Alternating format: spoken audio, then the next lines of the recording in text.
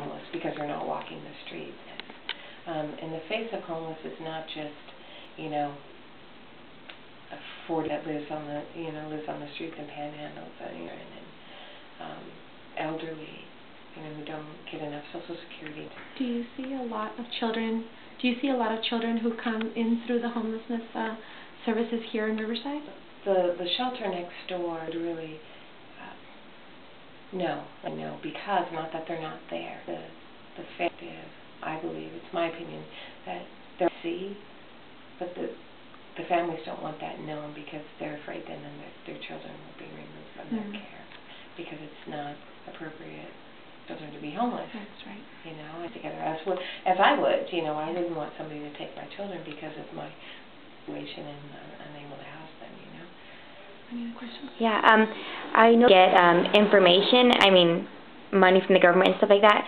When they do apply for that, but some homeless people don't have any record deal with that, and how do you get them those benefits? Well, typically our first step is getting birth certificates, IDs, and we help them with that. The homeless, especially those with are not stolen, documents. If we're looking to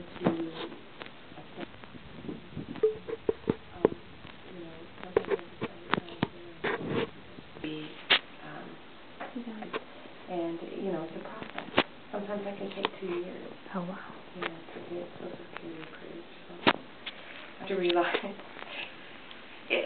the team, fortunately, those who work with homeless, especially on who have done, are really good at eliciting information. You have to that's the historian. Yeah. Okay. Is that really true? Does that really happen, or is that, Yeah, we encountered that today when we were speaking with some of the people. We weren't really sure is this truth, So, what center? Oh, okay, yeah. So we have the Access Center. Is Path Alive. They're a nonprofit entity, a cooperative agreement with them. They are the shelter. And then here is Jefferson Transitional. It's a drop-in center for. And they do have beds where some can stay, but they can go there and just hang out during the day, and they have a program and projects and things like that. So it's sort of a day use through the night. It's open 20, which is great. Smart Riverside, they take donations of old computers, and they teach classes, computer classes, and if you complete the class, then they give you the computer. Oh, wow. For some of because really finding a job and even children doing homework is nearly impossible if you don't have a computer nowadays. That's true. So there's that, and then these two buildings are still private. But the master plan is to make this a homeless campus area where anyone that has issues regarding homeless can come and get help. Okay, well, how do you deal with the kind of issue? I think I said that right. Where you have to get a job to buy a house, but then you have to have a house that issue somewhere to live, but you need to have a job to find somewhere to live. Well, there is. If someone is committed to, there are, with outreach, and does engagements and gets them involved in services. If they don't already have income, because some people are working, they do have a job, they just can't afford to live anywhere. Or they can't save enough money for the deposit and get all utilities turned on. It costs a lot to move into some place, So that's that, and they're unaware of the resources. So if they want to do, then the outreach team, will hook them up and give them referrals, and the housing people, and then housing can, if they qualify, we do, as Riverside owns units that are for homeless, mentally ill, chronic homeless, and do straight rent based on their income, and if they're appropriate for in housing. And, they have to want to make that decision to, I want to be housed, and that's a huge step for some people who have they're living on the streets, don't really have any boundaries, or, they just are kind of going day to day. So it's, as I said before, with repeated encounters and bring people, in and get them housed, and, I think a lot of the problem is, or some of the problem is that they're not aware of the. How does the center feel to those on the street? Do you support that, or is it something that you would? No, we don't support that. There's some enabling that happens.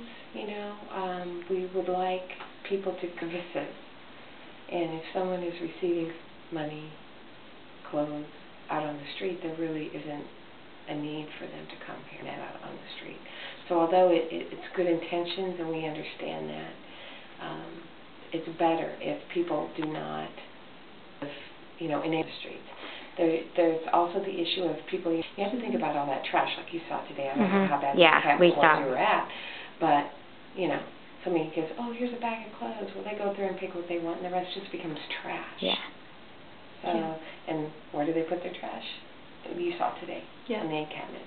And so that creates a bigger issue. Yeah. As far as like the money, when people give them money, what portion of that money is actually used on like that? I would have no idea. It just depends, Okay.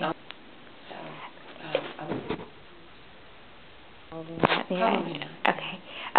If you could tell something to the students in our class about how they can understand homeless people better, or how they can help the homeless people, and what would you say?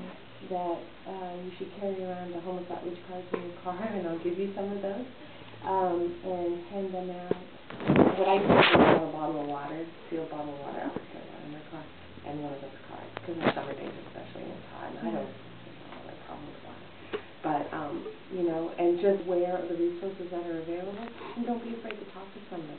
If you see somebody, if you're so inclined and you see somebody on the street, or, as you're walking, and I'm sure by the school there's people all the time, to let them know that there's resources available. If they really want to get involved,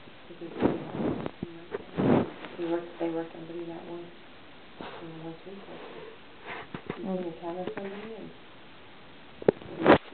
we all carry cell phones, so if you say, well, I need help, but I don't know what to do, you call 826-2200, and then we'll go to the out right then. If the person's willing, we can, and they're eligible, we can take you right now.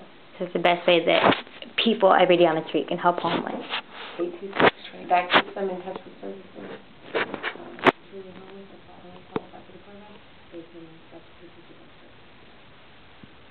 All the questions we have, is there anything else you'd like to ask? Right on,